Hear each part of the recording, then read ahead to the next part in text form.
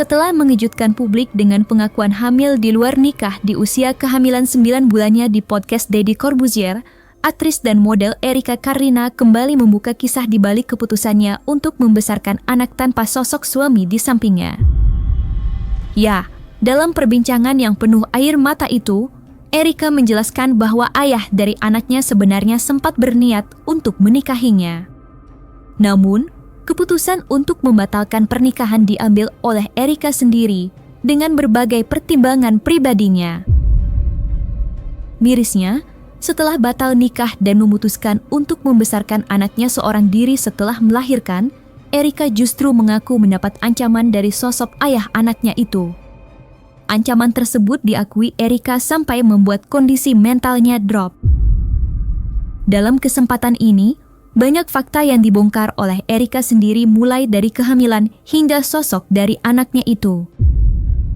Dan untuk mengetahui sederet fakta yang dibongkar, maka inilah 5 fakta soal Erika Carlina yang ngaku hamil 9 bulan tapi batal nikah sesi Cumi Top 5.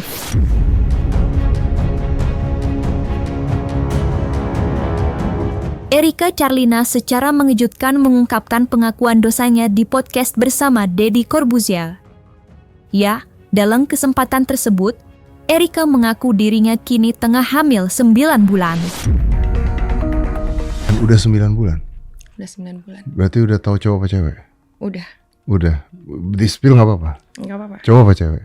Cowok. Kalau lu lebih happy cowok apa cewek? Apa aja sih? Udah ada namanya belum sih? Udah. Serius? Udah. Tinggal bentar lagi ya soalnya. Tinggal bentar lagi. Boleh di-spill namanya? Boleh. Siapa namanya? Namanya Andrew Neil. Andrew Neil? Yeah. And where it from? Neil tuh kayak yang aku tahu banyak orang-orang yang pintar, sukses pakai nama Neil. Kalau Andrew, aku kenal beberapa orang dengan nama Andrew, orang-orang yang baik banget. Entah menjadi kabar bahagia atau tidak baginya, Erika mengaku telah menyembunyikan kehamilan tersebut selama 9 bulan karena dirinya sebenarnya belum menikah. Berarti ini lu sembunyikan udah 9 bulan? Ini sebentar lagi berarti? Iya. Iya, sebentar lagi. Tanggal 8. Lahiran? Iya. 8 Agustus. Dan lu sembunyikan selama 9 bulan. Gimana cara nyembunyiin?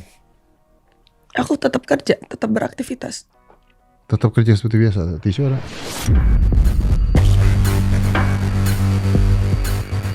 Erika mengaku jika dirinya sempat berniat untuk menikah dengan sosok ayah dari anak yang dikandungnya itu. Sosok tersebut juga disebut sempat ingin bertanggung jawab dan menikahinya. Bahkan keduanya telah mempersiapkan pernikahannya. Namun keputusan untuk membatalkan pernikahan diambil oleh Erika sendiri dengan berbagai pertimbangan pribadinya. Ayahnya? Ada? Oke. Tapi enggak gimana ya ceritanya? Tadinya mau sama-sama tanggung jawab. Oke. Makasih. Tadinya mau sama-sama tanggung jawab. Ya. Karena aku mikirin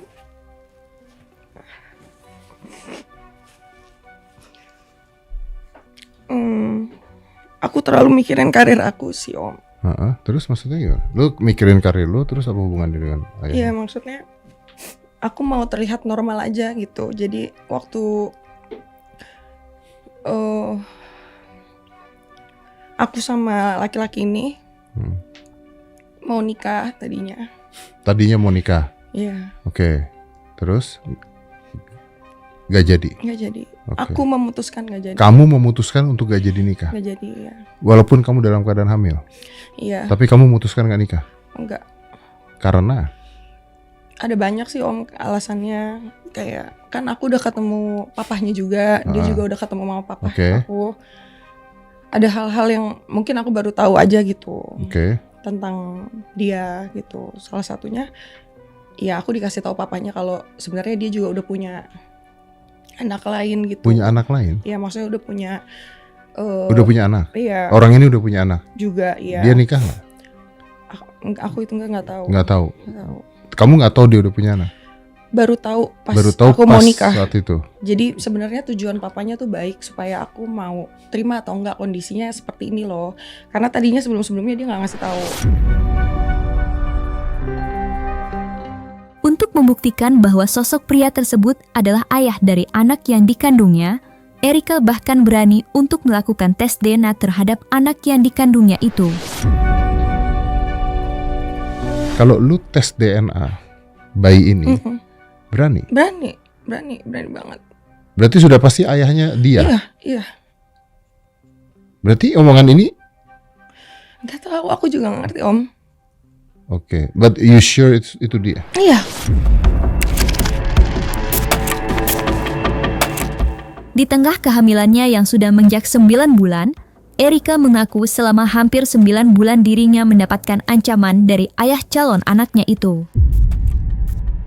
Ya, menurut pengakuan Erika, dirinya diancam akan dihancurkan karirnya tepatnya di hari kelahiran anaknya yang diprediksi akan lahir pada 8 Agustus 2025.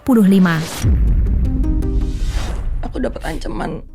Kamu dapat ancaman? Iya. Jadi dia punya grup chat sama fans-fansnya. Isinya mungkin 19 orang atau lebih atau kurang ya Om. Salah satunya ngirim chatan itu. Isi di grup itu semuanya ancaman. Urusannya sudah. Ancamannya banyak. Jadi dia ngasih tahu kalau nanti Agustus aku akan lahiran. Nggak tahu tuh bapaknya siapa. Terus aku akan bombardir dia. Dia akan ngancurin karir aku. Banyak Om di situ ancaman-ancamannya dan ya. Wow.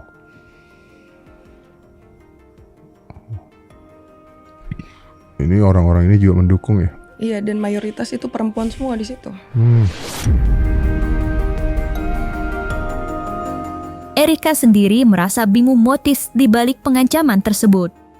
Yang jelas, atas ancaman tersebut, Erika merasa sakit hati karena buntut ancaman tersebut kondisi mentalnya sempat drop. Sakit hati. Okay. Sakit hati aku lebih karena aku tuh nggak pernah ganggu kamu loh. Aku nggak pernah minta tanggung jawab 1% pun. Bahkan berniat untuk ngerusak karir dia pun aku nggak, makanya aku diem. Mau dia punya rencana apa sama orang lain selain aku, silakan. Dia pamerin cincin aku nggak marah, Om. Tapi ketika dia suruh fans-fansnya nyerang aku di hari aku akan lahiran, nggak kuat aja mentalnya. Meski hamil di luar nikah, Erika mengaku tak menuntut tanggung jawab dari pria yang telah menghamilinya itu.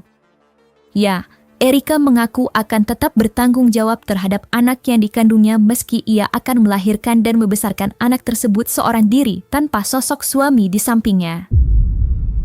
Bahkan Erika mengaku bahwa dirinya tak pernah terlintas untuk menggugurkan janin tersebut karena ia tak ingin menambah kesalahan yang telah ia perbuat. Apa bertanggung jawab atau apa? Satu itu sih Om, karena kan dari awal aku udah tahu ini kesalahan aku ya. Aku juga menyadari aku banyak banget buat dosa sih. Dan aku bilang ini kesalahan yang paling paling besarnya aku lah Om. Aku gak mau lepas dari tanggung jawab aja gitu. Dan dari pihak keluarga juga aku gak mendapat dukungan untuk melakukan hal itu. Tapi lu gak punya pikiran sama sekali untuk sama sekali.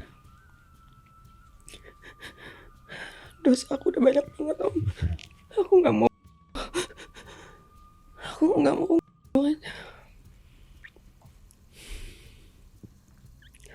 berat Om, berat.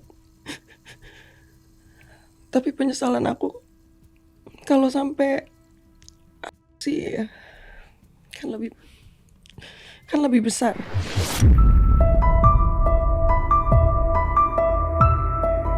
di kehamilan Erika tentu menjadi momen yang berat bagi Erika dan keluarganya. Namun, menurut pengakuan Erika, di kondisinya yang sempat berkali-kali drop, sosok orang tua Erika justru memberikan dukungan penuh terhadap Erika. Ya, Erika merasa bersyukur karena masih ada sosok yang peduli terhadap kondisinya saat ini.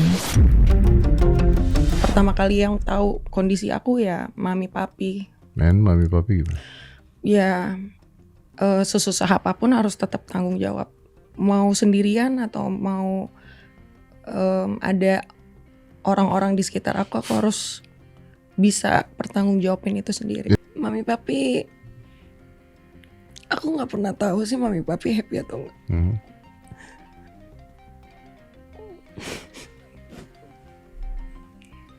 Kecewa pasti, tapi nggak pernah ditunjukin aja. Ya, selalu munculin muka happy aja gitu. Karena mami bilang, mami sama papi pertama kali aku kasih tahu ini, mereka bilang kita itu hidup bukan untuk yang kemarin atau masa depan, yang hari ini harus dijalanin. Terus ngeliat mami papi yang sebegitu nguatin akunya kalau aku lemah, nggak enak aja gitu. Nah, aku beruntung sih punya orang tua kayak mami papi.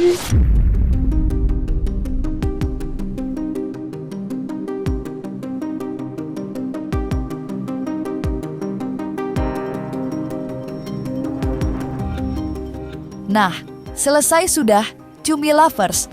Jangan lupa untuk like, subscribe, dan juga share channel YouTube Cumi Cumi.